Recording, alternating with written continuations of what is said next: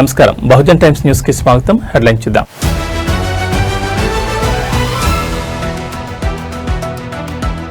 మాజీ మంత్రి హరీష్ రావు ఇంట విషాదం. హరీష్ తండ్రి సత్యనారాయణరావు కన్నుమూత.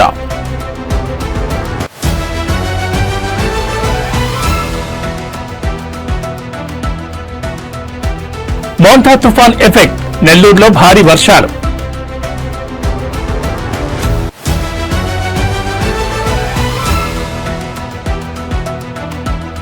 తెలంగాణలో మోంతా తుఫాన్ ప్రభావం. పలు జిల్లాల్లో భారీ నుంచి అతి భారీ వర్షాలు కురిసే అవకాశం.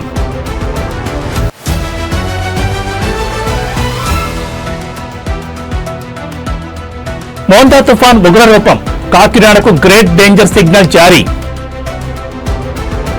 ఇక డీటెయిల్స్ చూస్తే మాజీ మంత్రి సిద్దిపేట బీఆర్ఎస్ ఎమ్మెల్యే తన్నీరు హరీష్ రావు ఇంట్లో విషాదం చోటు చేసుకుంది. ఆయన తండ్రి తన్నీరు సత్యనారాయణరావు కొద్దిసేపటి క్రితం తుదిశ్వాస విడిచారు.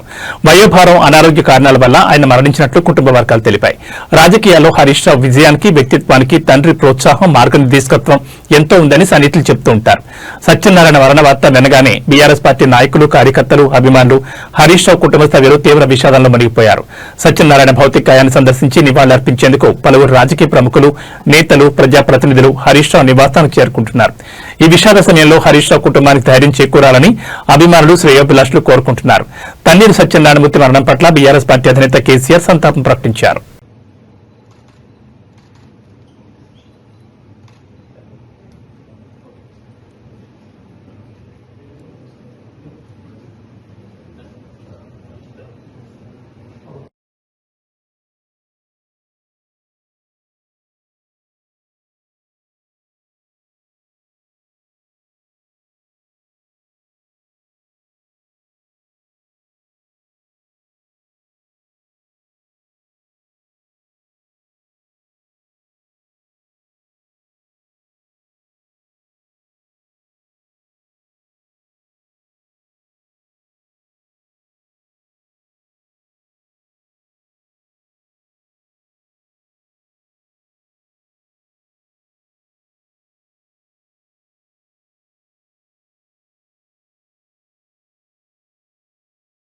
మోంతా తుఫాను ప్రభావంతో నెల్లూరు జిల్లాలో విస్తారంగా వర్షాలు కురుస్తున్నాయి. వాతావరణ శాఖ జిల్లాకు రెడ్ అలర్ట్ జారీ చేయడంతో అధికార యంత్రాంగం పూర్తిగా అప్రమత్తమై సహాయక చర్యలు ముమ్మరం చేసింది. ఆకస్మిక వరదలు సంభవించే ప్రమాదం ఉందని హెచ్చరికలు జారీ కావడంతో లోతట్టు ప్రాంతాల ప్రజలను సురక్షిత ప్రాంతాలకు తరలించే పనులు ప్రారంభమయ్యాయి.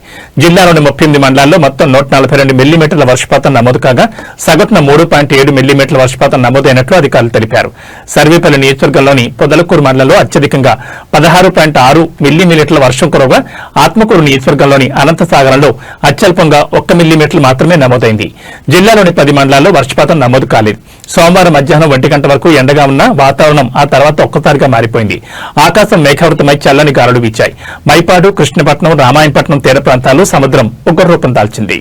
బలమైన ఎదురుగాలులు, అలలు ఎగిసిపడుతున్నాయి. ఎగువన ఉన్న కర్నూలు, వైఎస్సార్ కడప జిల్లాల నుంచి భారీగా వరద నీరు చేరుతుండటంతో సోమశిల జలాశయం తన పూర్తిస్థాయి నీటి మట్టమైన 78 టీఎంసీలకు చేరువవుతోంది. దీంతో సోమశిల డ్యాం పరిసర గ్రామాలు ముంపును గురికాకుండా అధికారులు ముందు జాగ్రత్తగా వరద నీటిని పెన్నా నదిలోకి విడుదల చేస్తున్నారు. తుఫాన్ పరిస్థితులపై జిల్లా ప్రత్యేక అధికారి యువరాజ్, కలెక్టర్ హిమాంశు శుక్లతో కలిసి సమీక్ష నిర్వహించారు. అత్యవసర పరిస్థితుల్లో ప్రజలను రక్షించేందుకు సిద్ధంగా ఉండాలని అధికారులను ఆదేశించారు. సముద్ర తీర ప్రాంతాలు, లోతట్టు ప్రాంతాల్లో నివసించే ప్రజలను అవసరమైతే బలవంతంగానైనా సురక్షిత ప్రాంతాలకు తరలించాలని ఆయన స్పష్టం చేశారు. తుఫాన్ ఎదుర్కొనేందుకు అన్ని రకాల ముందు జాగ్రత్త చర్యలు తీసుకున్నామని కలెక్టర్ శుక్లా తెలిపారు. జిల్లా వ్యాప్తంగా ఏర్పాటు చేసిన 144 పునరావాస కేంద్రాలు ఆదివారం రాత్రి నుంచి పనిచేస్తున్నాయని ఆయన వివరించారు. కమ్యూనికేషన్ వ్యవస్థకు అంతరాయం కలగకుండా కలెక్టరేట్ లో ప్రత్యేకంగా ఒక సెల్ టవర్ ను కూడా ఏర్పాటు చేశారు.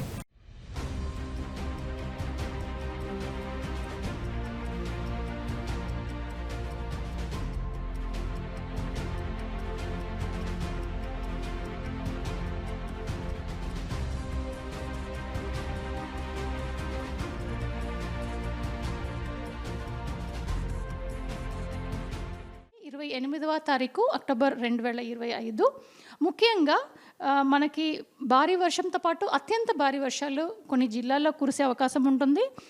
ముఖ్యంగా ప్రకాశం, పల్నాడు, బాపట్ల, గుంటూరు, కృష్ణా, ఏలూరు, వెస్ట్ గోదావరి, ఈస్ట్ గోదావరి, కాకినాడ, కోనసీమ, అల్లూరి సీతారామరాజు, అనకాపల్లి, విశాఖపట్నం, విజయనగరం, పార్వతీపురం మన్యం, శ్రీకాకుళం ఈ జిల్లాలలో 1-2 చోట్ల భారీ నుండి అతి భారీ వర్షంతో పాటు అత్యంత భారీ వర్షాలు రేపు కురిసే అవకాశం ఉంటుంది.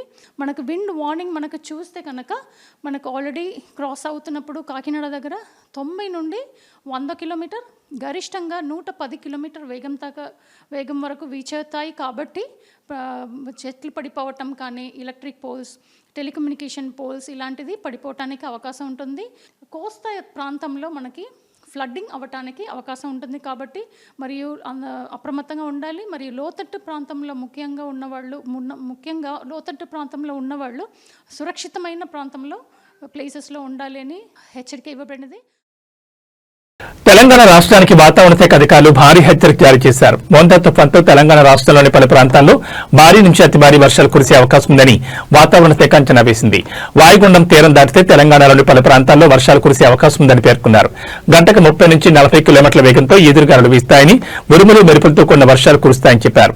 ఇవాళ నుంచి 29, 30 తేదీల్లో పలు జిల్లాల్లో భారీ వర్షాలు పడనున్నట్లు చెప్పారు. ఇదిలా ఉంటే ఇప్పటికే పలు జిల్లాల్లో ఓ మోస్తరు వర్షాలు కురుస్తున్నాయి.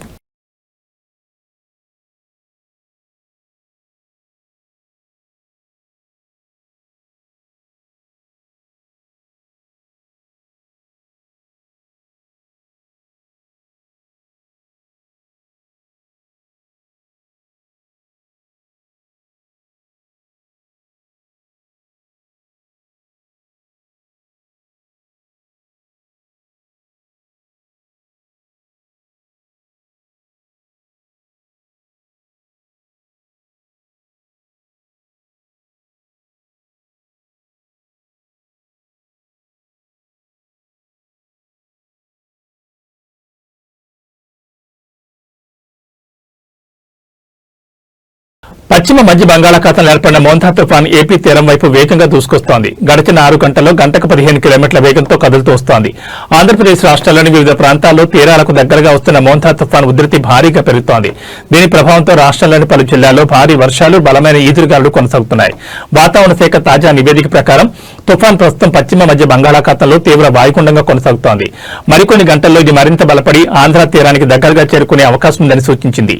ఈ నేపథ్యంలో తీర ప్రాంత ప్రజలు అప్రమత్తంగా ఉండాలని అధికారులు హెచ్చరికలు జారీ చేశారు. ఇదిలా ఉంటే తుఫాన్ దగ్గరకు వస్తున్న కొద్దీ తీవ్రత తారాస్థాయికి చేరుకుంటుంది.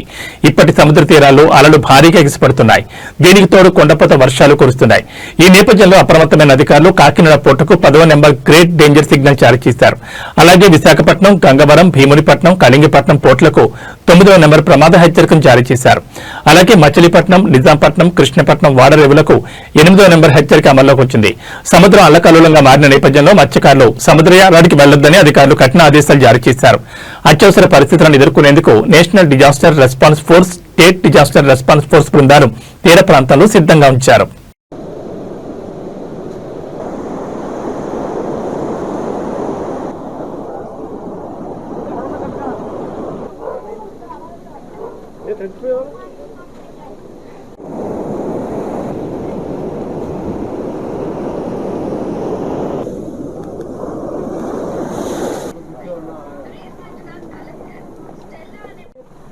వర్షం ఎక్కువగా పెరుగుతూ ఉంటుంది. మీ అందరూ కూడా బయలుదేరి మీ ఇల్లు ఖాళీ చేసి తాళాలు వేసుకుని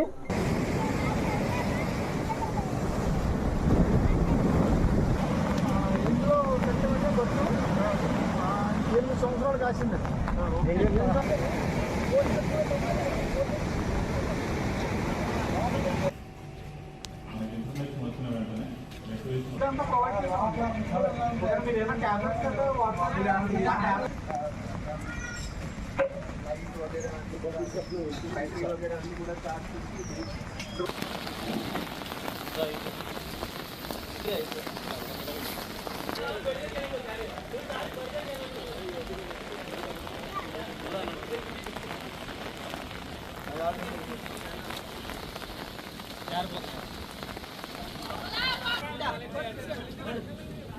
నువ్వమ్మా నువ్వు రా మరి ఇంకెప్పుడు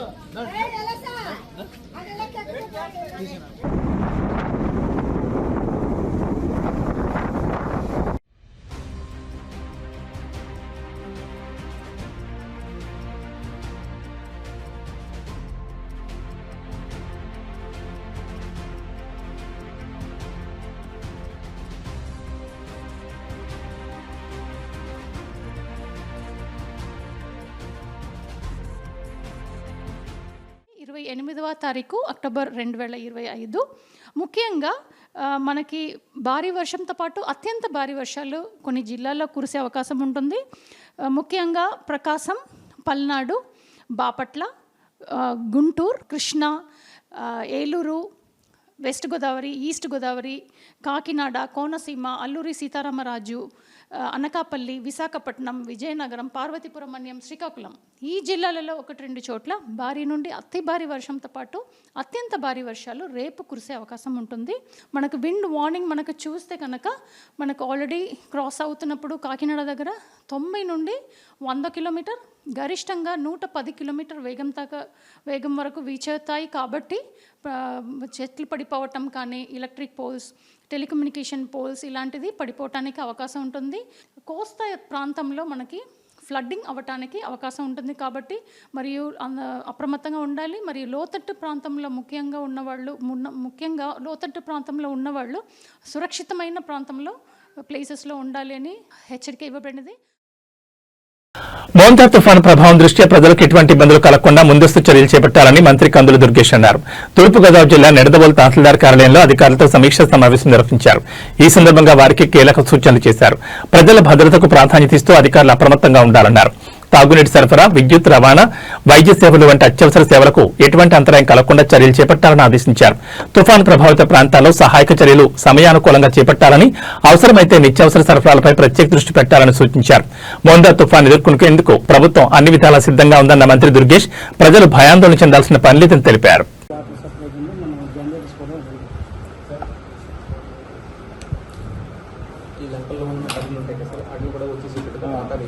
క్యాటిల్కి సంబంధించి సైక్లోన్ ఒకవేళ ఎక్కువగా వచ్చేటట్టయితే క్యాటిల్ ఏదైతే ఉందో మనకి ఎలివేటెడ్ ప్లేసెస్లో పెట్టాలండి. అట్లా ఈ సమయాల్లో ఎవరు పట్టించుకోరండి.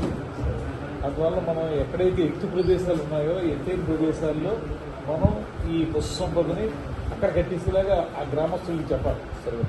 కొంచెం అంటే గ్రామంలో ఎత్తైన ప్రదేశం ఉంటుంది, కింద వాటర్లో పెట్టేస్తే ఇబ్బంది కదలలేము. అందువల్ల కొంచెం ఎత్తైన ప్రదేశాల్లో పెడితే వాటర్ మీద రాకుండా ఉంటుంది. అదొకటి. ఎక్కడెక్కడ గ్రామాల్లో ఎత్తైన ప్రదేశాలు ఉన్నాయో ఆ ప్రదేశాల్లో ప్రస్తుతం కట్టుకోమని చెప్పాలి. అది మెసేజ్ పెట్టినది. ఇంకా చెప్పాల్సింది బాగా అవసరమైతే తప్పితే రేపు కూడా కొంచెం బయటికి రావచ్చు. అలాగే స్కూల్ సెలవు ఇచ్చారు. స్కూల్ సెలవు ఇచ్చి మామూలు వాళ్ళు కూడా ఊరికే అవసరం ఉంటేనే బయటికి రమ్మని చెప్పాలి. జేకబ్లెస్ వాళ్ళు క్యాంపెయిన్ చేయమన్నారు సార్. ప్రతి డోర్ టు డోర్ మన రోడ్లు అంతా కూడా అవసరాన్ని బట్టి ఏదైనా దూర ప్రయాణం ఉంటే వాయిదా తీసుకుని కూడా చెప్తారు సార్. ఈ వారం రోజులు ఆటోస్ కూడా వీళ్ళెన్స్ రాకుండా అక్కడ ఆగిపోమని చెప్తారు సార్.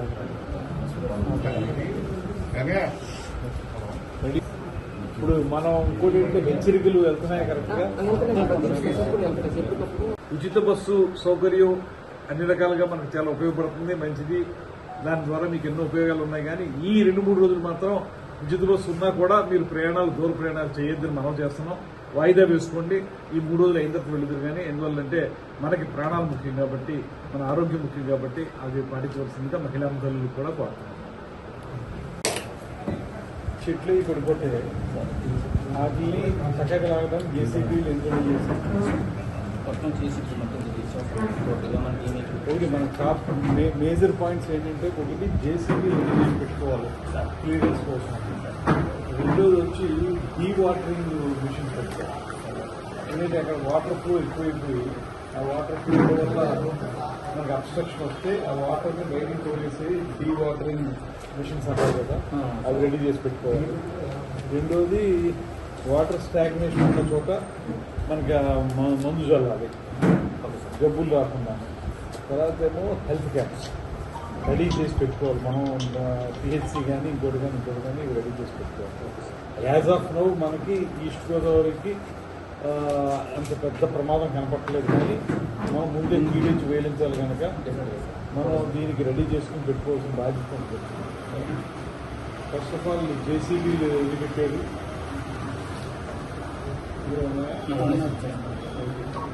జేసీబీ రూరల్లో 16, అర్బన్లో 4, జనరేటర్స్ 10, పవర్ స్టార్స్, ట్రాక్టర్స్, డీ వాటర్ ఎక్విప్మెంట్ పెట్టారా? సరిపోతాయి. ఇవి 5, 4 అవసరం 5 వాటర్ ట్యాంకర్స్ ఇప్పుడు మనం ఈ ఎవాక్యుయేషన్ ఎక్కడ చేయలేదు కదా, ప్రస్తుతానికి ఏం లేదు సార్. Evacuation. ఆ అవసరం కూడా అది రాలేదు. అవసరం రెడీ కూడా చేసుకున్నాం రాలేదు. Ready sir. రెడీ చేసి పెట్టుకున్నాం సార్. హెల్త్ క్యాంపులు పెట్టడానికి అందరినీ రెడీ చేశారా? సార్ మెడికల్ వాళ్ళతో పిహెచ్సి డాక్టర్స్తో మాట్లాడారు సార్. టౌన్లో రోడ్లు కూడా మాట్లాడాను సార్. అన్ని గ్రామాల్లో కూడా మనకి మన సైకిల్ మూలంగా ప్రమాదం జరిగే అవకాశాలు ఉన్నాయి కాబట్టి పెట్టమన్నాం సార్. అదేవిధంగా ఎర్రకాలువకు సంబంధించి తెలంగాణ వ్యాప్తంగా మద్యం దుకాణాల టెండర్ల ప్రక్రియ ముగిసిన సంగతి తెలిసిందే. నిర్మల్ జిల్లాలో ఓ మహిళను అదృష్టం వరించింది. ఎలాంటి వ్యాపార అనుభవం లేని ఆమె లక్కీ డ్రా పద్ధతిలో ఏకంగా 2 వైన్ షాపులను దక్కించుకుని అందరి దృష్టిని ఆకర్షించారు. ఒకేసారి 2 దుకాణాలు దక్కడంతో స్థానికులు ఆమెను లక్కీ లేడీ అని పిలుస్తున్నారు. రాష్ట్ర ఎక్సైజ్ శాఖ ఇటీవల మద్యం దుకాణాల కోసం నోటిఫికేషన్ విడుదల చేసిన విషయం తెలిసిందే. ఈ క్రమంలో నిర్మల్ జిల్లా కేంద్రానికి చెందిన గుర్రాల హారిక అనే మహిళ లక్ష్మణ చంద పోనకల్ గ్రామాల్లోని 2 మద్యం దుకాణాలకు దరఖాస్తు చేసుకున్నారు. సోమవారం జిల్లా కలెక్టర్ అభిలాష్ అభినవ్ ఆధ్వర్యంలో అధికారులు లక్కీ డ్రా నిర్వహించారు. ఈ లక్కీ డ్రాలో హారిక పేరు 2 సార్లు విజేతగా నిలిచింది. ఆమె దరఖాస్తు చేసిన 2 దుకాణాలు ఆమెకి దక్కాయి. వ్యాపారంలో ఎలాంటి అనుభవం లేనప్పటికీ అదృష్టం కలిసి రావడంతో ఆమె ఒకేసారి 2 దుకాణాలకు యజమానయ్యారు. ఊహించని విధంగా 2 షాపులు రావడంతో హారిక ఆనందానికి అవతలు లేకుండా పోయాయి. ఈ విషయం తెలియగానే బంధువులు, స్థానికులు ఆమెకు అభినందనలు తెలిపారు.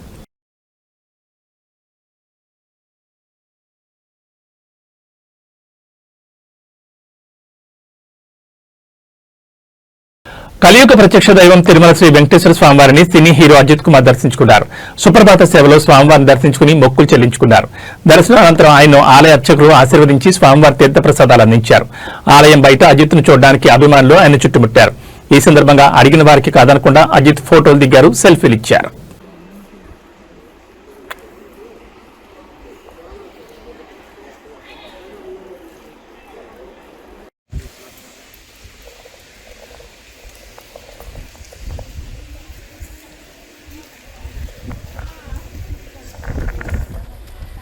Congrats, sir, first of all.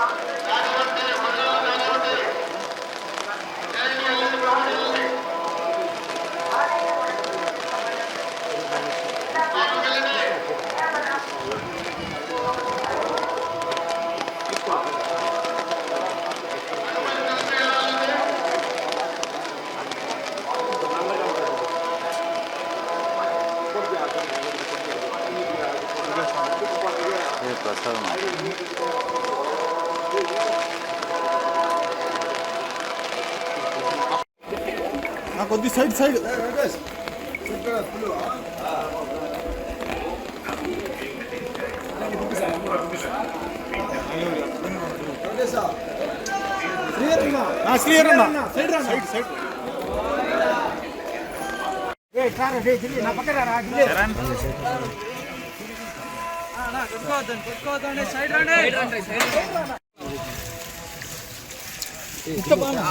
Sir left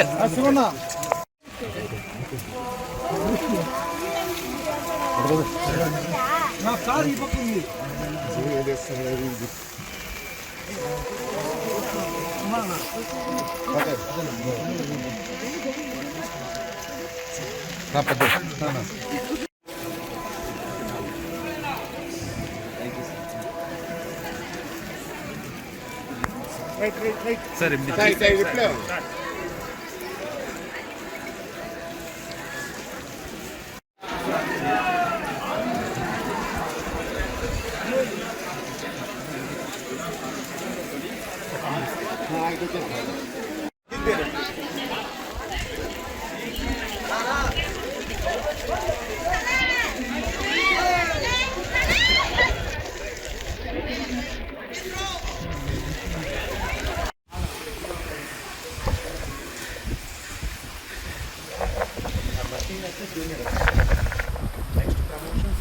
తిరుమలలో మంగళవారం ఉదయం శ్రీ వెంకటేశ్వర స్వామివారి ఆలయంలో అంబానీ కుటుంబ సభ్యుడు జై అన్మోల్ అంబానీ స్వామివారిని దర్శించుకున్నారు. వీఐపీ దర్శనంలో పాల్గొన్న ఆయన కుటుంబ సభ్యులతో కలిసి స్వామివారికి ప్రత్యేక పూజలు చేశారు. దర్శనం అనంతరం ఆలయ అధికారులు జై అన్మోల్ అంబానీకి శ్రీవారి తీర్థ ప్రసాదాలను అందజేశారు.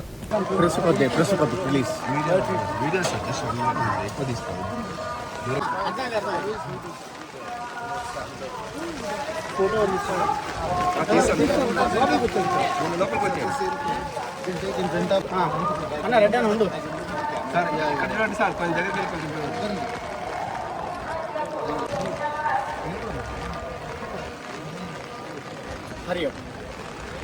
ఓకే ఓకే సార్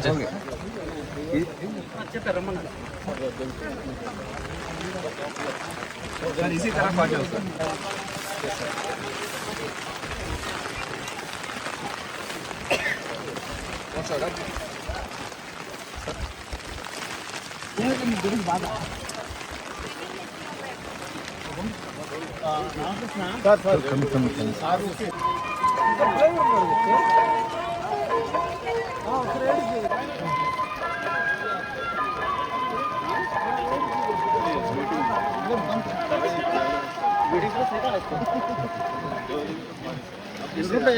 गाड़ी बुलाएं ठीक है 3 दिन का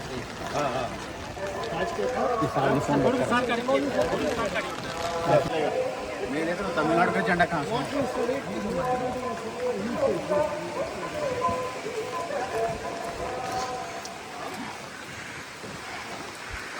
తుర్కీలో మరోసారి భారీ భూకంపం సంభవించింది. నేటి వేకువజామున దేశంలోని పలు ప్రాంతాల్లో భూమి కంపించింది. రిక్టర్ స్కేల్పై భూకంప తీవ్రత 6.1గా నమోదైనట్లు అధికారులు వెల్లడించారు. ఈ భూప్రకంపనలతో ప్రజలు తీవ్ర భయాందోళనకు గురయ్యారు.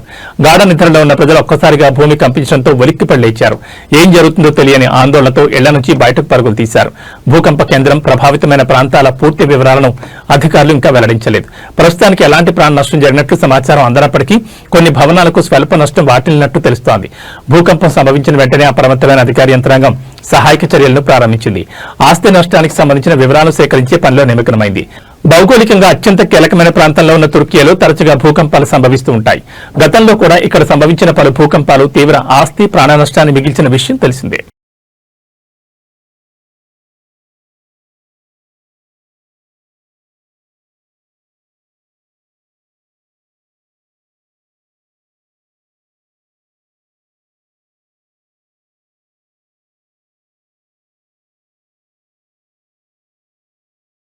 అమెరికా అధ్యక్షుడు డొనాల్డ్ ట్రంప్ మూడోసారి అధ్యక్ష పదవికి పోటీ చేసే అంశంపై ఆసక్తికరమైన వ్యాఖ్యలు చేశారు.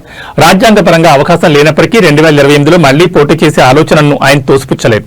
తన మాజీ వ్యూహకర్త స్టీవ్ బానన్ చేసిన సూచనపై మీడియా అడిగిన ప్రశ్నకు ఆయన స్పందించారు. ఎయిర్ ఫోర్స్ 1 విమానంలో ప్రయాణిస్తూ మీడియాతో మాట్లాడిన ట్రంప్ మూడోసారి పోటీ చేయడాన్ని నేను ఖచ్చితంగా ఇష్టపడతాను. నాకు మునిపెన్నడూ లేనంత మంచి ఆదరణ ఉందని అన్నారు. అయితే వెంటనే మాట మారుస్తూ దాని గురించి నేను నిజంగా ఇంకా ఆలోచించలేదని పేర్కొన్నారు. అమెరికా రాజ్యాంగం ప్రకారం ఒక వ్యక్తి 2 సార్లకు మించి అధ్యక్షుడిగా పనిచేయడానికి వీల్లేదు.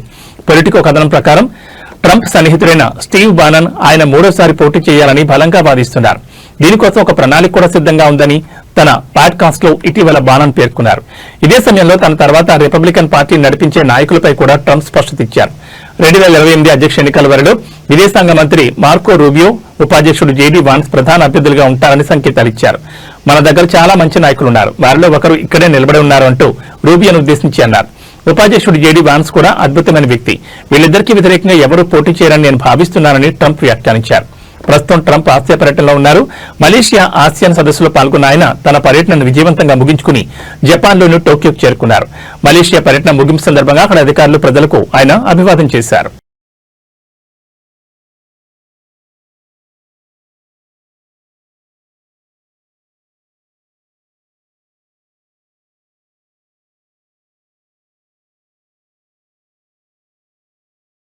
ఈ బులెటిన్ విశేషాలు. నమస్కారం.